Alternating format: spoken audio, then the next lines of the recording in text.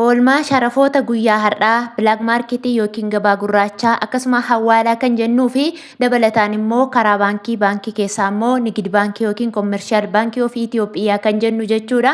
Akkasuma egaa biyyoota ani isinii qabadhee dhufeeru immoo biyyoota kanneen akka Kuweet diinaar, Saawudii riyaalii fi Dubaay diraam, Joordaan diinaarii fi Baahriin diinaar, Kaatar riyaal, Israa'el shiqel, Ijipshaan paawundii, Indiyaan ruppii fi Yemen riyaal akkasumallee Swiss firankii, Yuuroo fi Ameerikaa doolaar, Awustiraaliyaa doolaarii fi Kanaadaa doolaar, biyyoota kanneen akka Chaayinaa heewaanii fi Swiidin kiroon, Turkii riilee fi Oomaan riyaal biyyoota kanneen kan isinii qabadhee dhufeetiin jira jechuudhaan nagaan daganne nagaan koo isiniif haa ta'u hordoftotaaf jaallatamtoota kabajamtoota maamiloota kiyya.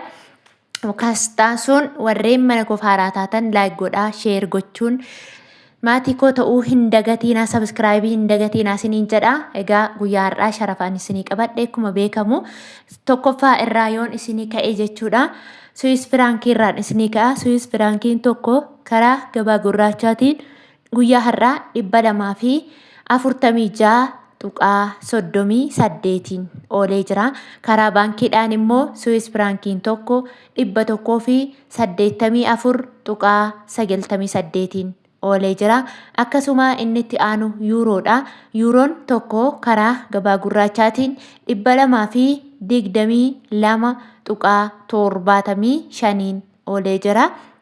Karaa baankiidhaan immoo yuuroon tokko 176.50 oolee jira. Inni itti aanu Ameerikaan doolaariidha. Ameerikaan doolaarri tokko karaa gabaa gurraachaatiin 190.33 oolee jira. Akkasuma obboleewwan kiyya Joordaan jirtanii doolaara isinii kennanii fi akkasuma walii galammoo Beeruutii warri jirtan hundumti keessanuu doolaara Ameerikaa fudhattu waan ta'eef asumarraa dhaggeeffadhaa isiniin jedha. Dabalataan immoo Ameerikaan doolaarri tokko karaa baankiidhaan immoo 151.60 oolee jira jechuudha. Akkasuma inni itti aanu immoo Awustiraaliyaan doolaariidha. Awustiraaliyaan doolaarri tokko karaa gabaa gurraachaatiin 133.41 oolee jira. Karaa baankiidhaan immoo Awustiraaliyaan doolaarri tokko 98.73 oolee jira. Inni itti aanu Kanaadaa doolaariidha.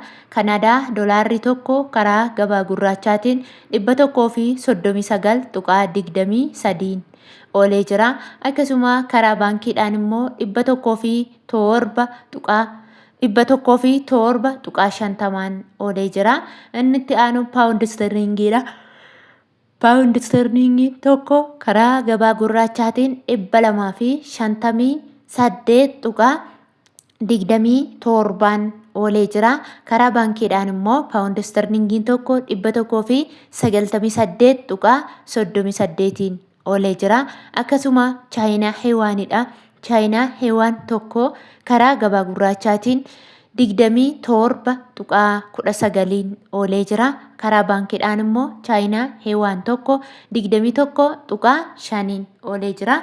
Inni itti aanu Swiidin kiroonidha. Swiidin kiroon tokko karaa gabaa gurraachaatiin guyyaa har'aa 19.74 oolee jira. Akkasuma Turkii riileedha. Turkii riileen tokko karaa gabaa gurraachaatiin 4.53 oolee jira. Inni itti aanu Oomaan riyaalidha. Oomaan riyaalli tokko karaa gabaa gurraachaatiin 492.72 oolee jira. Akkasuma mootii birrii sadarkaa tokkoffaa irratti kan argamu Kuweet diinaariidha. Kuweet diinaarri tokko karaa gabaa gurraachaatiin 619.33 oolee jira. Akkasuma karaa baankiidhaan immoo Kuweet diinaarri tokko 484.60 oolee jira. Inni itti aanu Dubaay diraamidha. Dubaay diraamni tokko karaa gabaa gurraachaatiin 51.74 oolee jira. Akkasuma karaa baankiidhaan immoo Dubaay diraamni tokko 41.21 oolee jira. Inni itti aanu Saawudii Arabiyaa riyaalidha. Saawudii Arabiyaa riyaalli tokko karaa gabaa gurraachaatiin 50.64 oolee jira. Egaa akka asirraa kan gabaan gurraachaa jedhutti kan akkasitti oole yoo ta'e garuu immoo warri Saawud Arabiyaa jiran kan isaan ergan akka biyyoota warra kaanii birrii tokko birrii amma kanaan si ergina jedhu otoo hin taane maallaqni kee baay'inni isaa hangam ta'a jedhanii itti yaadanii iskeelii yookiin immoo guddina maallaqa keetiin waan ta'eef isa kana immoo dirqama tu akkas godhe otoo hin taane akkaataama daldalaan fedhii isaatiin akkas godhedha jechuudha. Kanaafuu namoonni maallaqni keessan guddaa ta'ee jiru jechuudha. Baay'ee guddaadhaan siniin jiru 4,000 ol 5,000 6,000 warri qabdan jechuudha. Guyyaa har'aa 21 oolee jira. 21 yeroo siniin jiru tokko ishee 21 otoo hin taane maallaqa qabdan sana 1,000 baay'iftanii kaatanii deebistanii 21 firtu fakkeenyaaf jechuudha. Fakkeenyaaf 4,000 qabda yoo taate 4,000 baay'isuu 1,000 hiruu 21 jettaa namni tokko kaalkuleetirra siganuu hin danda'u jechuudha. Mashwaara yookiin immoo taaskii bakka jedhanitti immoo qobaa ni kaffalta jechuudha. Namoonni immoo maallaqni keessan garmalee xiqqishuu taate namni 1,000 gaditti hanga 200 hanga 300 hanga 400 warreen qabdan immoo jechuudha.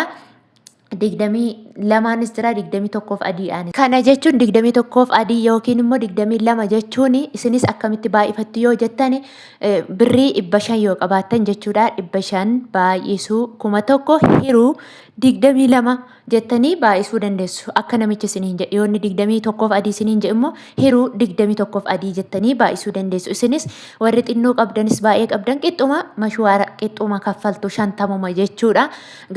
Garuu namoonni dhibba kaffalaa isiniin jedhaniif immoo gonkumallee akka tole hin jenne jechuudha. Namni kamiyyuu 50 qofa kan kaffaludha jechuudha. Akkasuma immoo karaa baankiidhaan immoo Saawud Arabiyaa riyaalli tokko 40.40 oolee jira jechuudha.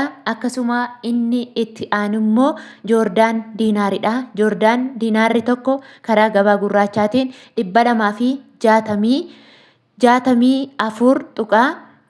264.74 oolee jira. Akkasuma Bahriin diinaaridha. Bahriin diinaarri tokko karaa gabaa gurraachaatiin 501.35 oolee jira. Inni itti aanu Kaatar riyaalidha. Kaatar riyaalli tokko karaa gabaa gurraachaatiin 50.79 oolee jira. Inni itti aanu Israa'el shiqilidha. Israa'el shiqil tokko karaa gabaa gurraachaatiin 61.32 oolee jira. Akkasuma Ijipshiyaan paawundiidha. Ijipshiyaan paawundiin tokko karaa gabaa gurraachaatiin 3.57 oolee jira. Inni itti aanu Indiyaan ruuppiidha. Indiyaan ruuppiin tokko karaa gabaa gurraachaatiin 1.83 oolee jira. Inni itti aanu Yemen riyaalli tokko karaa gabaa gurraachaatiin 0.65 oolee jira jechuudha. Hordoftootaaf jaallatamtoota kabajamtoota maamiloota kiyya viidiyoon ana arqa ba'ee isinii dhufee kana fakkaataa laayik gochuu hin dagatinaa. Turtii biraa walitti deebina.